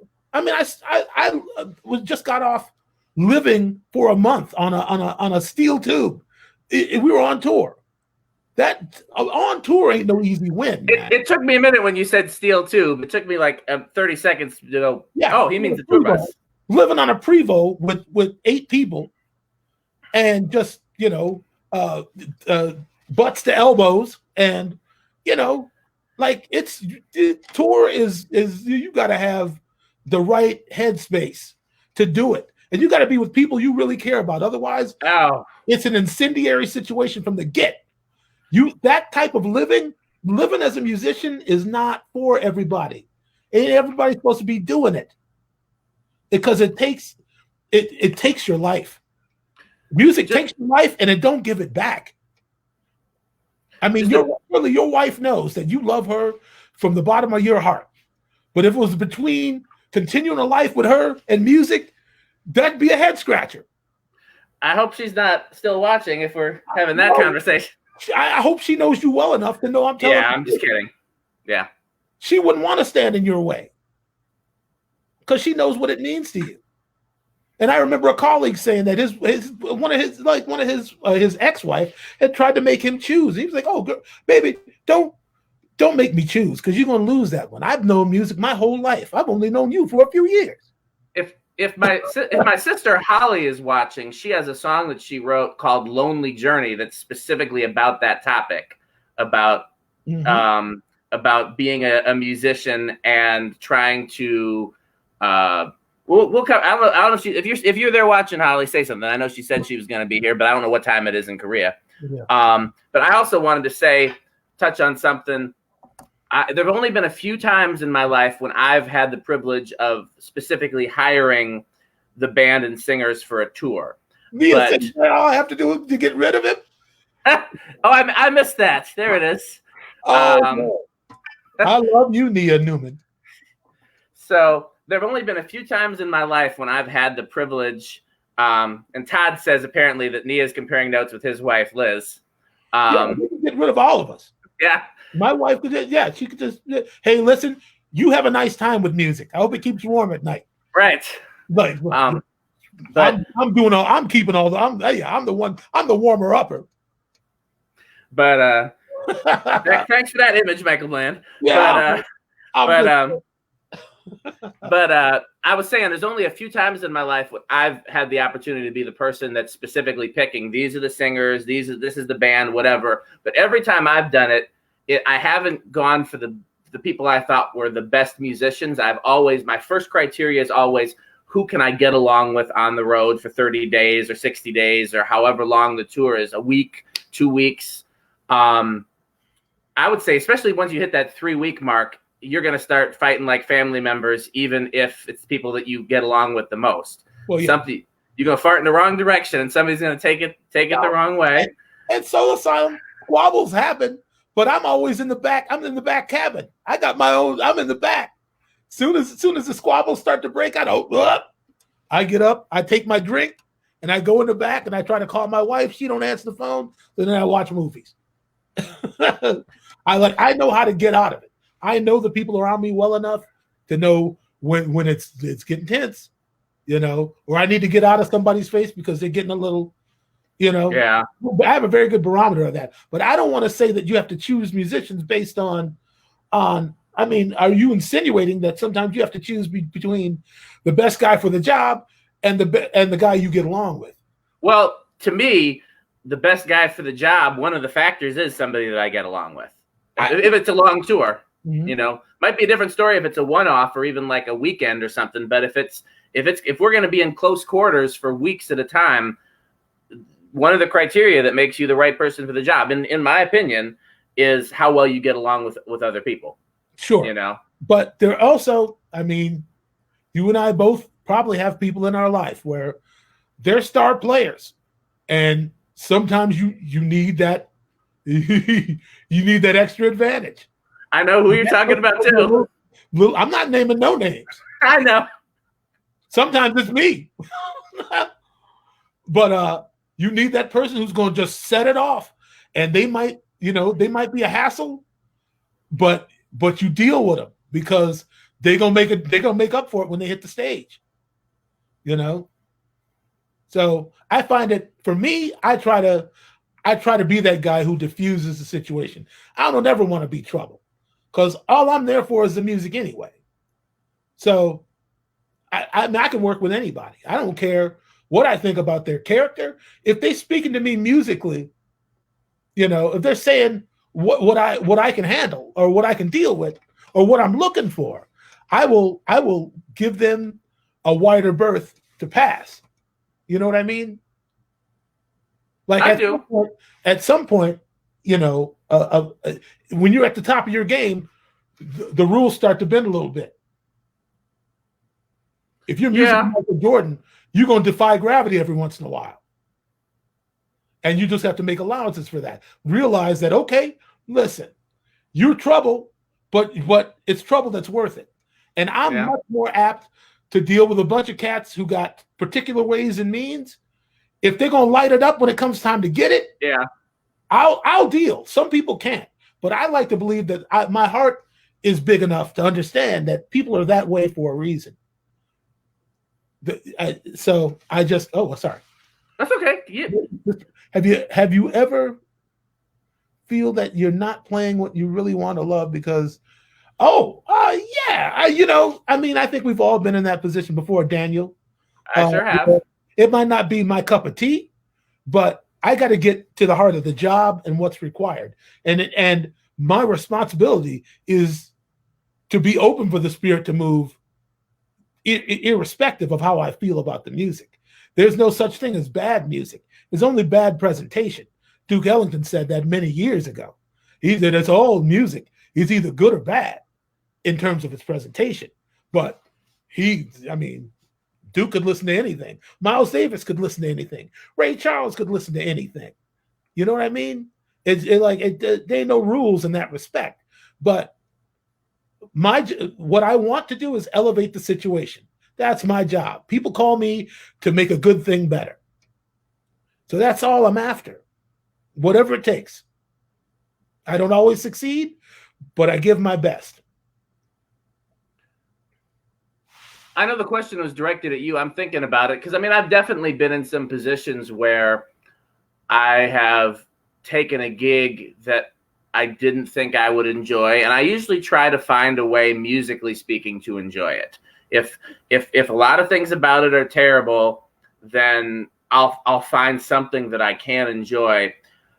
I'm blessed to be at a point in my life, and I know that you are too, that if there's a gig that I just know is going to be more of a headache than it's worth, musically, financially, spiritually, whatever. We all had those. I'm really blessed that right now I can afford to say no. It hasn't always been that way. Being able to afford to say no is really important. I think everybody should at least strive for that, because I don't want to be disingenuous either. I know what's right for me and I know what's not. So, I've had people call and ask me to do certain things, and I've said no. I've recommended other cats, and even with the Dixie Chicks, they kept bothering me, and then she finally said, "Well, then give me somebody I can work with." Yeah. And I threw the name of Fred Eltringham, this young drummer who was playing with a band called the Gigolo Aunts out from out east. They opened for Paul Westerberg when I was touring with him in I think it must have been like 05. It might have been that year, or 05, or I think it was 05. And I threw them his name. It worked. They got together with him and he went out on the road. I mean, I'm always happy to recommend a guy. I don't believe in sending somebody awful so they got to come back to me. I'm not that dude. Some money costs too much to make. That's a good. Yeah. But you know who said that first? It was a man named Dave Hampton, who was a genius and a scholar and just a lovely human being. And I heard him say that to somebody else. Hey, some money costs too much to make. And I immediately understood what he was saying. Like, sometimes it's too much trouble. It's too much. You end up paying in other ways. So, is Chris Lundholm somebody he's got a whole lot of great questions, but I'm thinking we should save some of them for the future. The one where he was asking me about having to check somebody. Yeah, you put that one up. We can. I was going to say we can. I was going to tell Chris to save some of his questions for next week too, since he's got so many good ones. But we can go as long as you want. Birdie's chicken is waiting. Aunt Birdie's chicken. Let's just keep moving, man. Okay. Michael, did you ever have to check someone while on tour? Look like a. I have to say I haven't put my hands on anybody since I was a kid. Since I was like second, third grade. Like, I'm not a brawler, man.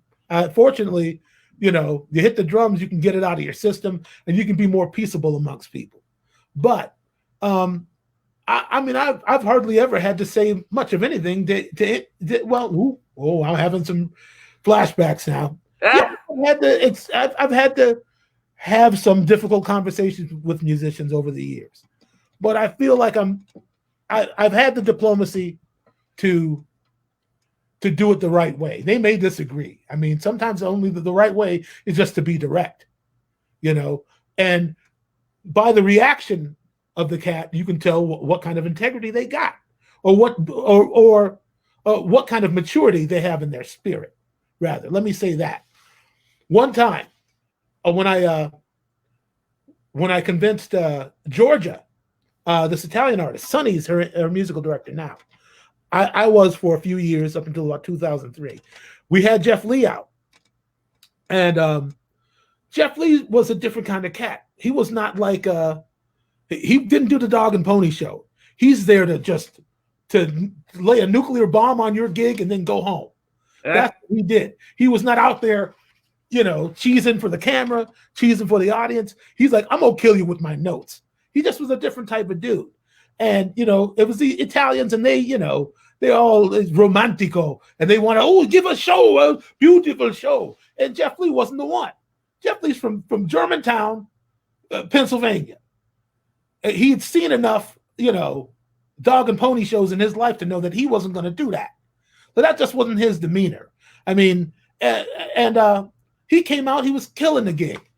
And but one night, Georgia got frustrated because she was saying something and he was playing. He was backing her up. He was doing what a soul guitar player normally does. You know how you do? Because you got to answer. The singer's singing. There's some amen going on in there. And he was amening a little much for her one night. And during like the segue, she stomped over to the drums and said, "I cannot concentrate every time I'm singing something. He's right there behind me. Please tell him, do something. Talk to him, will you?" And here's what I did. I said, and Jeff Lee looked up, and I went, and he went, that was it. And he cut everything like literally 50%. He knew what was going on. And I had to, and I do not understand. I said, listen, you're brilliant. You're a great singer. You're a superstar in your own right. But this gentleman has played behind Natalie Cole, Aretha Franklin. Like, he's doing his job. You don't understand what he's doing. And that's okay. You can have it whatever way you want. But don't you leave this room thinking this is a person who doesn't know what they're doing. I mean, I had heard when Jeff Lee was playing with Esperanza Spalding and D'Angelo was getting ready to go out. And Jesse got on the gig. And they asked Jeff to come to Philly, or not come from Philly to New York to run the book, you know, so Jesse could see what was going on, you know. And I heard that Jesse was like, "Man, why don't y'all just take this dude, man? What a you know what I mean?" It's like Jeffrey was just his protocol was to be direct and to play the music correctly, you know, and enjoy if he could. That was it. He was the most humble. But if he said, "Oh, I'm you know, oh, I'm gonna burn it down tonight, man," we didn't question it. Well, if you're saying it, it's about to happen. You know how many times me and Sonny were on stage with Jeff, where it was just like we were just both looking in disbelief at where he could go. He just, I mean, but you're talking about a person whose background was so wide. He played free jazz. He played country. He played, you know, bebop. He could play anything, you know, and really that's it's just a thing that he probably took with him mostly when he left this planet. People don't believe in knowing how to play everything a little bit no more. I grew up, you put me, my band, my teacher from high school, Mr. Malmberg is in here. That guy named Denny Malmberg. Oh, really? He was the first person. I saw the name, sir. Yes, out of high school. He hired me to do a New Year's Eve gig at a church. And I was down there with him and his friends, and he turned around and said, "Is this a Schottish story? Is this a Schottish story?" He asked me, "You know how to play a Schottish?" I said, "Yes, Mr. Malmberg." All right. And he, you know, he snapped his fingers and gave me the tempo, and I went in it, and nobody looked up. No, the musicians didn't even, it was just like clockwork. Because Floyd Thompson taught me, if you want to be a working musician, you got to reach beyond what you like. You got to be playing for what the people like. Yes, Todd, Jeff Lee was one of the greatest. For me, a baddest man walking.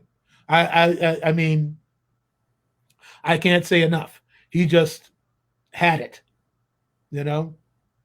What about Floyd Thompson? You were the cat before me taking lessons in the old downtown. Yeah. Oh, yes. Okay. Yeah. That's funny. Mm-hmm. Floyd taught me for 7 years. I started gigging too much to study for the lessons. He was like, "You need to come back to me when you got time to study this stuff." And of course, I met Prince, and then that was over. Yeah, that was the end of it there.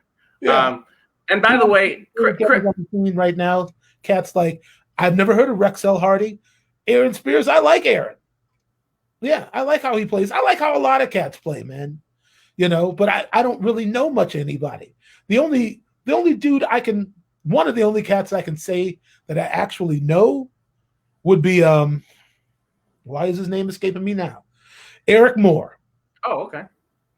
Eric and me are like this.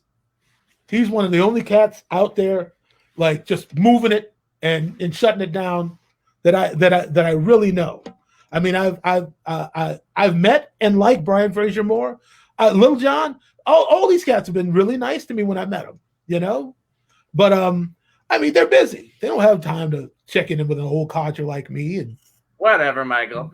I know we've talked. You and I have talked a great deal favorably about Calvin Rogers too, and I know you've had some good things to say about him. Yeah, I mean, Calvin, he was one of the first of them church cats. Yeah, he really went. Yeah, all right, I can do all what y'all doing, but can you do this? And if he decided he just wanted to lock in on a pocket and play simple for the track, he could do it convincingly. A lot of the cats that try to do that, you hear tension in their approach. They're not comfortable. They feel like they got to be talking all the time. Calvin can shut all that out and just play. You know, and that's just, I mean, he's better than a lot of cats for that reason. Not just the church cats. He's just blessed with it. One of the things you've said about him and some others is, and also we've talked about this in terms of your own sound, is the difference in being able to play so that it sounds good on the record versus being able to play so it sounds good in the room. And I know we talked about some video that he'd posted about the way the drums sounded on the record. And yeah, like Calvin plays like every note, he gives every note the same intention. You know what I mean? Like you got to produce yourself when you're playing. You can't just expect the engineer to fix it later on. You got to establish certain reasonable levels so that they're not trying to chase you.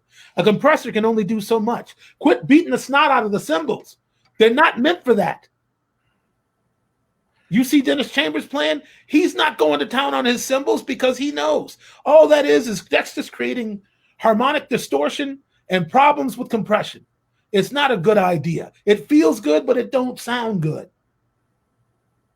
I know they're going to tell me, get your old, don't listen to, you don't have to listen to me, man. And it's funny because it took Big Time Barry to reacquaint me with this idea. Because we used to have these little, me and Smitty, Eric Ballard, Brandon Commodore, although I will shout out to the committee. We don't see each other that much anymore, but it's all right. But we get together, Mario, all those guys. We get together and chop it up. Batar was in there too. And, those cats can play impossible things. They can play things I can't because I don't even have the time to sit down and work out some of that stuff, And, but Barry was the only one. I said, man, I was watching him play. I said, man, I can't do none of that. And Barry said, but what do you call me? But Godfather. He called me the Godfather. But Godfather, you're the only drummer in this room who's played on hits. You're the only one. I said, well, you're right, Barry. And I forget that sometimes. I played on hit records. So, I can tell you what you need to do if that's what you want to do. But if you want to impress your friends, then do that. But I'm in this. I'm building a career. The only person I want to be impressed by me is the bank teller.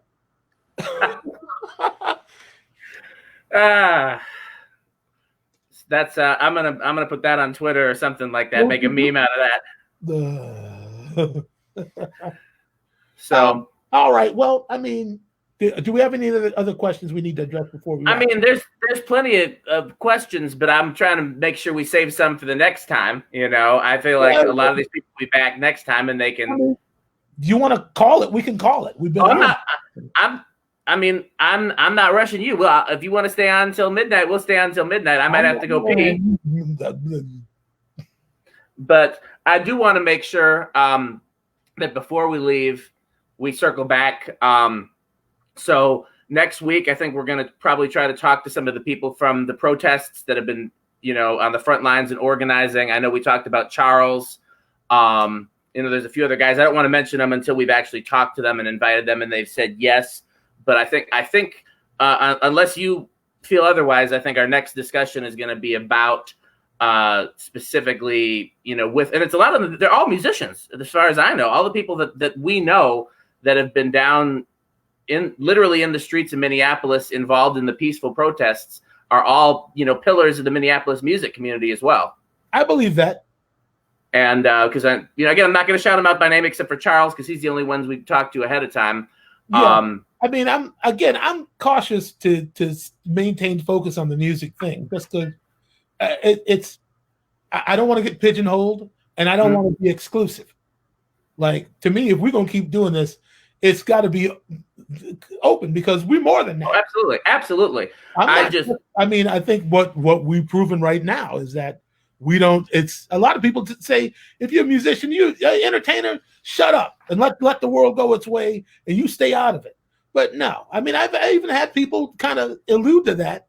Give me private messages on Facebook saying, "Oh, I've gotten some of those." Place, huh? I said, "Oh, I've gotten some of those." Yeah, you really think it's your place to be talking about this? What about the era when I was like, I'll say what I want when I want, and I'd be done with it. I've gotten to a place where anytime I take a job, not like talking about a one-off, like a one gig or something like that, but a tour, a church gig, anything that's going to be long-term, I tell them when they're talking to me ahead of time, I said, go to my social media, see if anything I posted bothers you. If it does, I'm not the man for you because I'm not going to stop. Because in the past, go ahead. No, I'm listening. I'd say in the past, I've had some artists, some churches, some just people I've worked for doing music and doing other things saying, man, your posts are too controversial. It makes us look bad.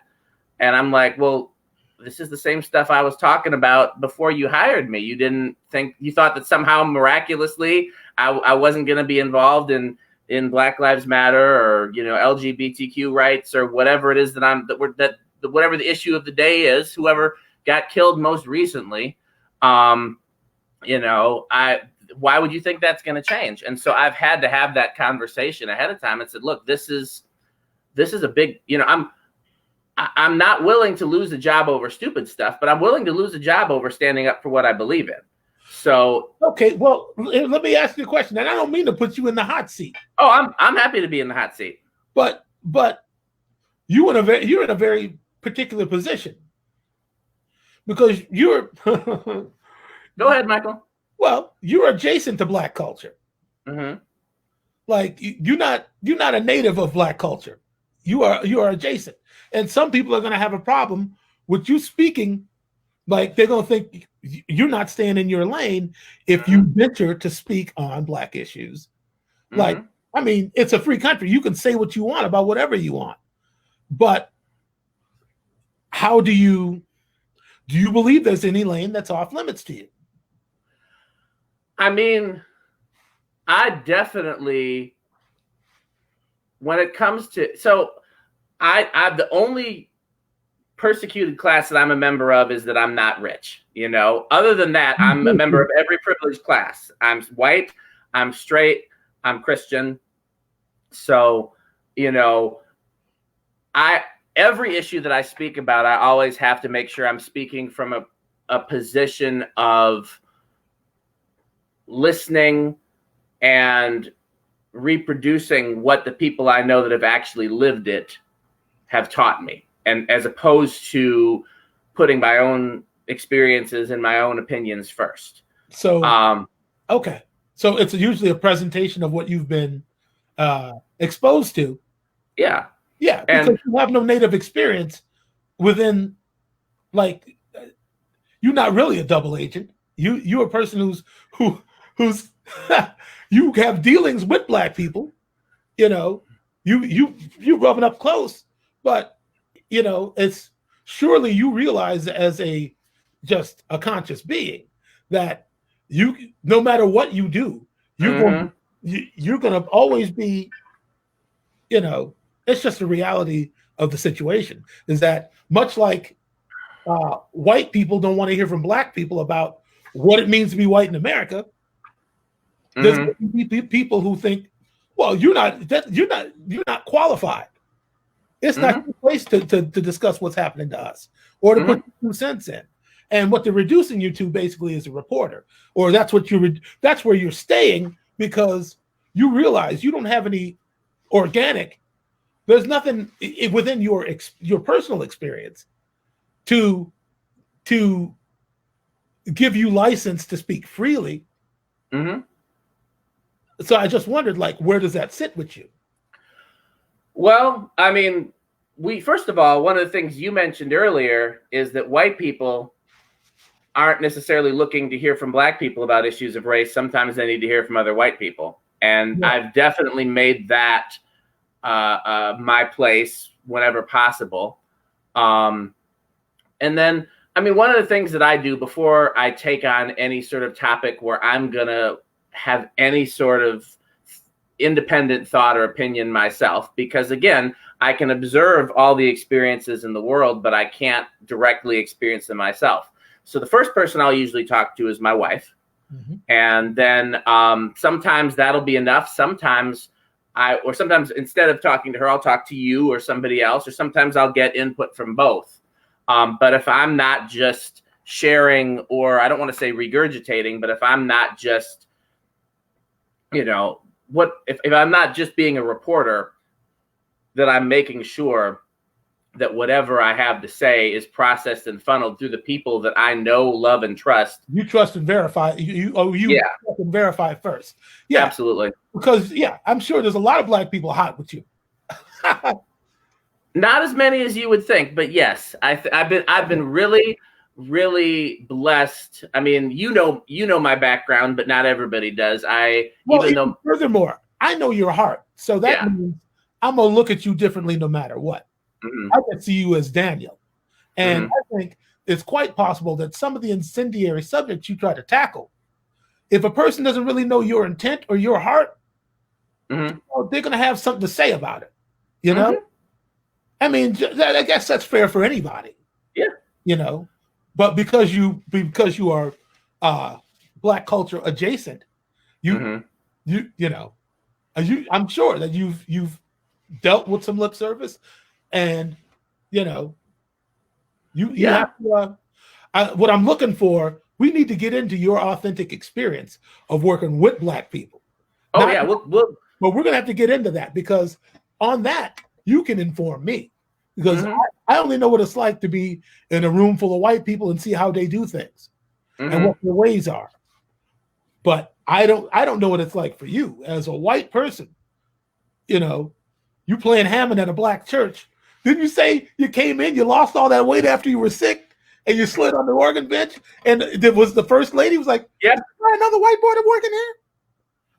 They hired another white boy?" Yeah, I mean, I definitely have some stories, but the thing that I always keep in mind is, even when I have negative experiences, if I really don't want to deal with it, I can go somewhere else and be white. And black people don't have that privilege. Okay, so that's you. Okay, I just needed to have you say it online for everybody to hear it, that you recognize that. Oh yeah. The differential is you could always shave that beard off, get you a good suit. Right, grow my hair out. You can go right into Gen Pop. Yeah, I can apply at the CCM church, and and that's why you can't be a double agent, because you can always go back to, being mighty white. Yeah. I can't turn back. I got nowhere to go. Right. Black is a lifelong sentence. That's the difference. I've had this conversation with a lot of white people that have had bad experiences with, one random black person, and then black people can be racist too, and all this garbage that we hear. The right words to express what they're trying to say. Yeah. But it's people get that confused. Sorry, go ahead. No, go ahead. It's the thing is that, like, if I get tired of any negative experience that I have where my skin color is a factor, I can always go somewhere where it isn't. And that's exclusively a white privilege. Right. And but a lot of white people don't acknowledge that, who are in your position. Or who are, who they don't. He'll go unnamed, but a good friend of mine who I talk about race relations with all the time, he's basically sold out for black music, white guy in love with black music like the whole world is. But I think that when he finds himself around white people his age, he don't have enough in common with them to really, like, there's this thing that happens where he's not interested in stocks and bonds. He's not interested in hunting. He's not, he's not concerned about You know, a lot of the things that they are. I think being a musician, you just in a different headspace in general. But for him, he's like, I got nowhere to go because white people look at me funny and black people look at me funny.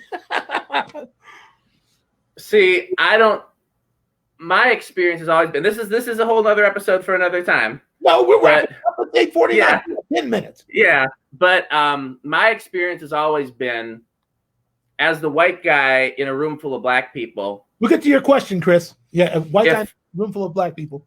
If I'm not uncomfortable, if there's no tension that they can sense from me, I'm always accepted.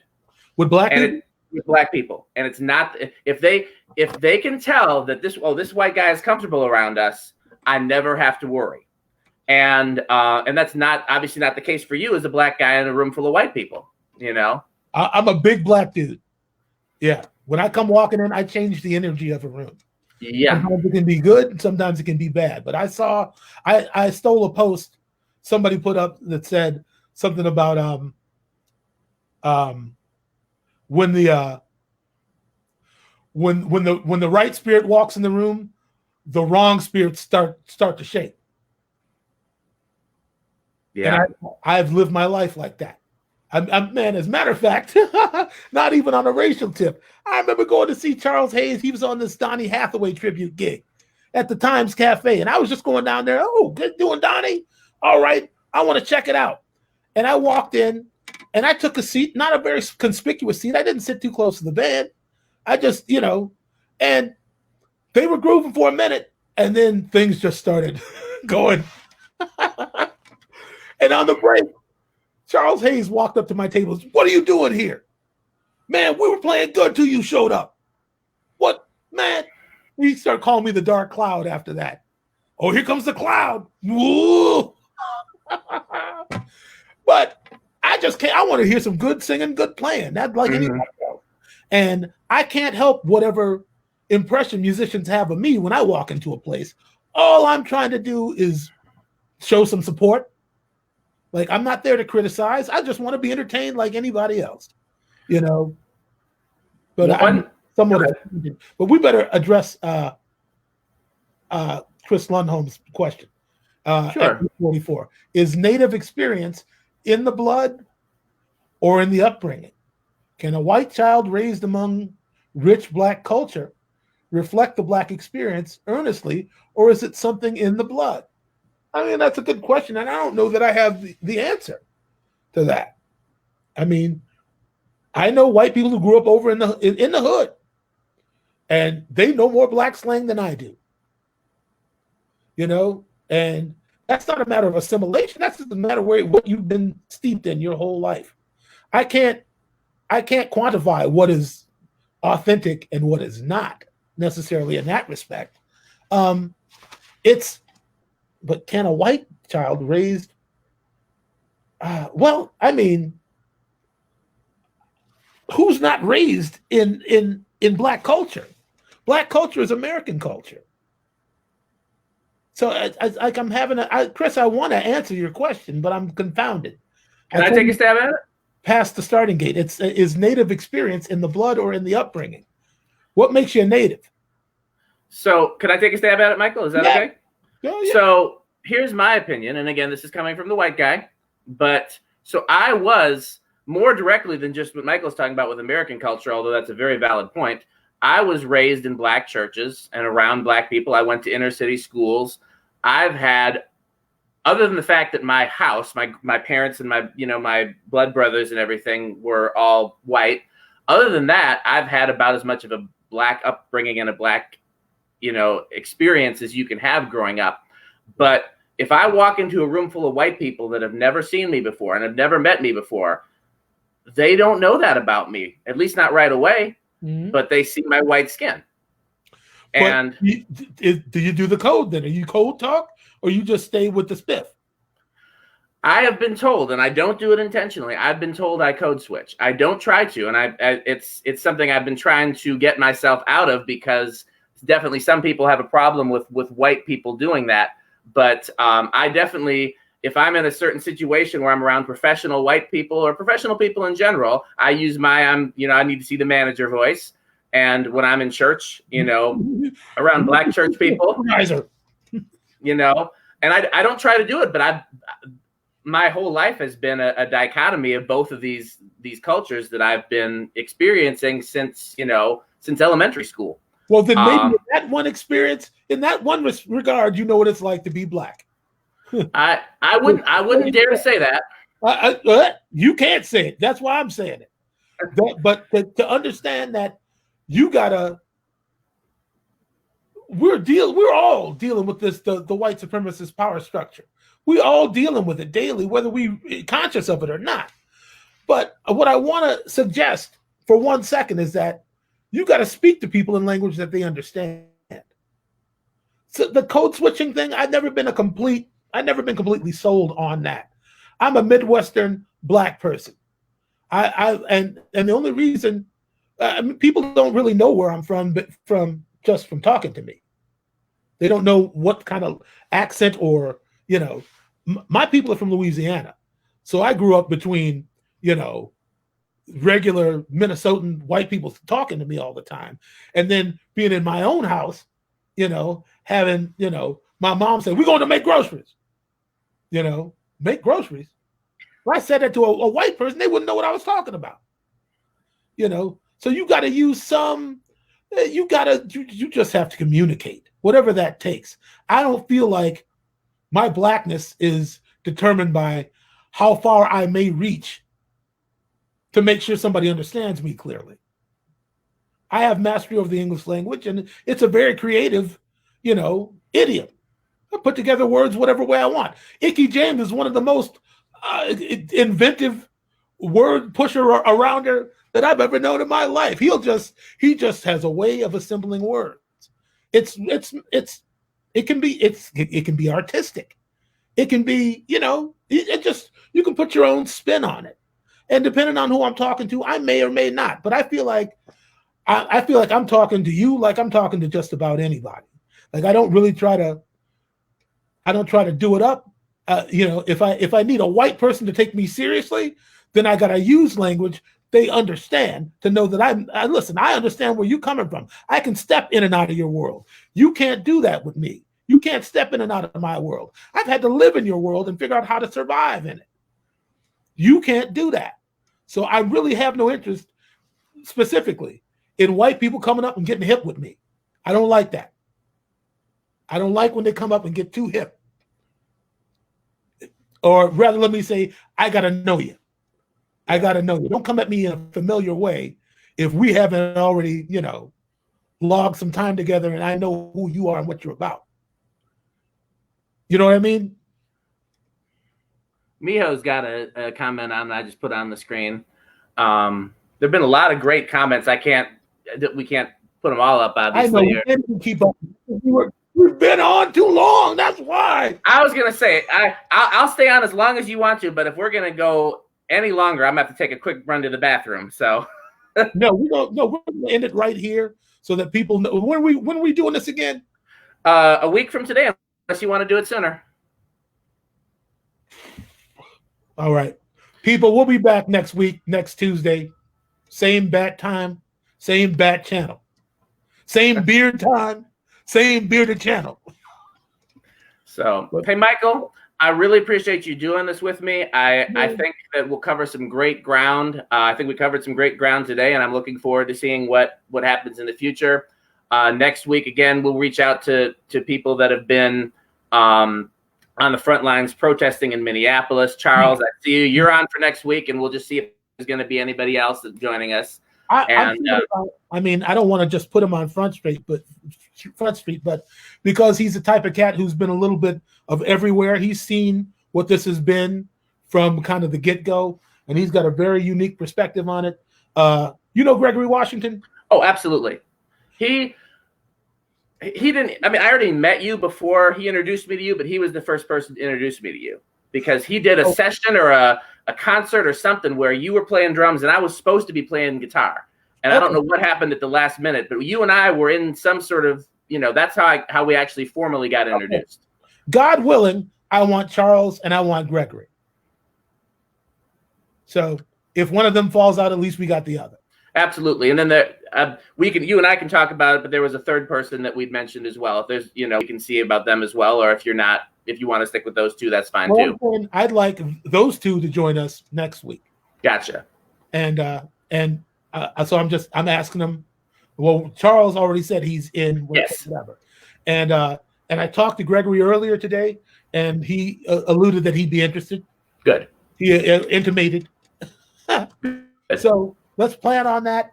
I'm sorry we didn't get to all the questions, but we can't go on all night. We expected 12 people to be. We wanted 12 people, and we got how many people got on? Well, right now 62 people are watching, but at one time I think we were up to 120. And again, the 120 that were watching earlier are not necessarily the same 62 that are watching now, because people can tune in and out. Sure. So we'll know later on how many views it actually got.